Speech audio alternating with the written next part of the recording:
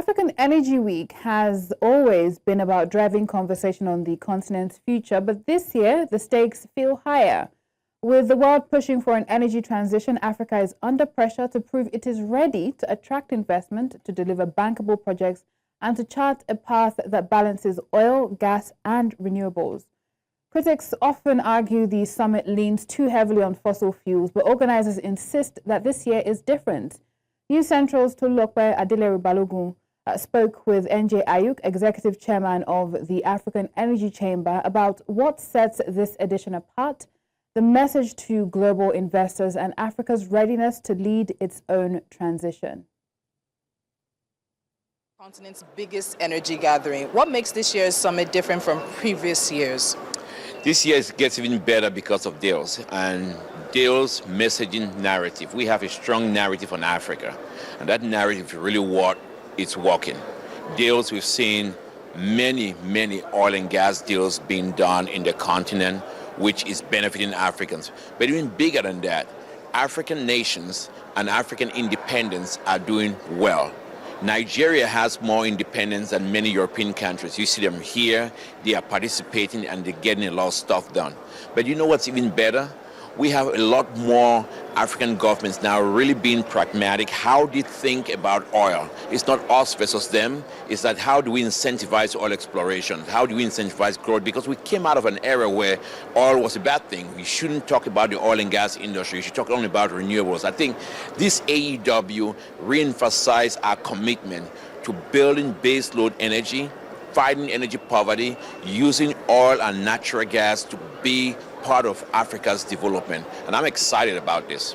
And it's interesting you talk about renewables because the theme for this year emphasizes Africa's energy independence as well as a transition. So how do you reconcile this global push that might be, finding its way back now, given some of the things we're hearing from the international energy associations and things like that? But how do you reconcile the global push for renewables with Africa's immediate need for oil and gas revenue and oil and gas usage?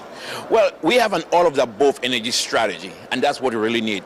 The IEA made a big blunder. They politicized energy analysis, and they said stop oil and stop oil investment and stop everything. That was wrong, and now they've changed their outlook, saying we need $570 billion a year in oil investment. I think we need about $900 billion because a lot more exploration needs to be done in Africa. The problem with energy is that when we politicize energy, becomes a problem. We have to take a look at 1 billion Africans that don't have access to clean cooking and up to almost 700 million with access to energy. That is a critical issue of today, and we have to, we at the Chamber believe we in Africa just need to have an all of the above energy strategy, because when you have that all of the above energy strategy, you use oil, you use natural gas, you use coal, you use renewables, you use everything to get our people back. But we can't say we abandon everything and wait for renewables. The sun won't shine forever, the wind won't blow forever. You might need natural gas to power your development. No nation has ever been developed by renewables alone. None. So we have, it's not right to tell Africans that at a time when we feel we can develop right now. You said, well, we use coal, we use oil, we use gas to develop. Africans, no, just stop oil. I think to say just stop oil is not to Africans saying just stop life, because you know what? Take, for example, a country like Nigeria, 90 million people without electricity, most in the north. If you use natural gas, guess what's going to happen?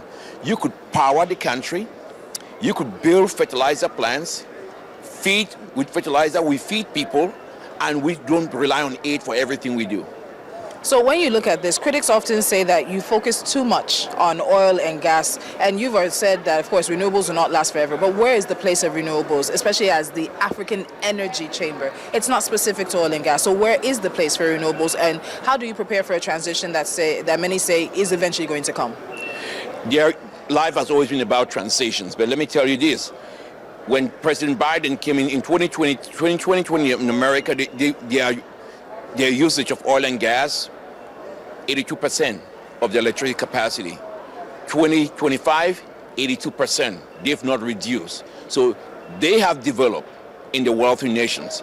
They should decarbonize, they should use more renewables. We need baseload energy, so we need to use more fossil fuels to industrialize and get our people out of poverty. Of course you want renewables, but the promises they've always told us around renewables, they just don't keep those promises.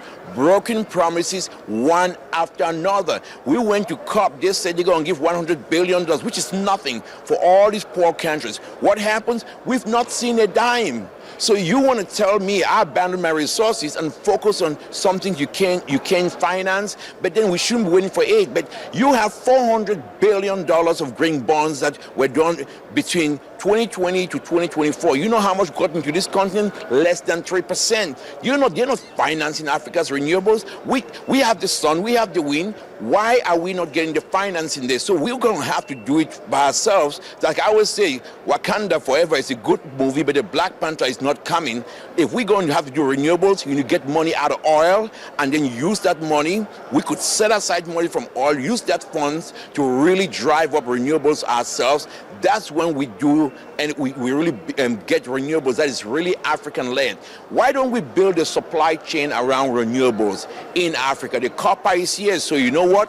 Let's finance our mining, our copper mining, lithium, platinum, use that, use the technologies they have if they really want to drive that in Africa, and we build a supply chain in Africa. We can't just live from one form of energy to another form where we have to be dependent on other people all the time. Africa cannot be a market where you just depend on others. It doesn't help us.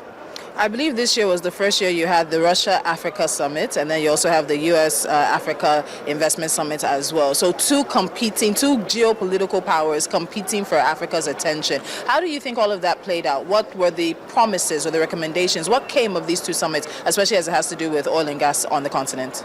I think it plays very well. We're part of the non-aligned movement. That's what we Africans always been, and I don't see any difference with us talking to Russia or talking to America.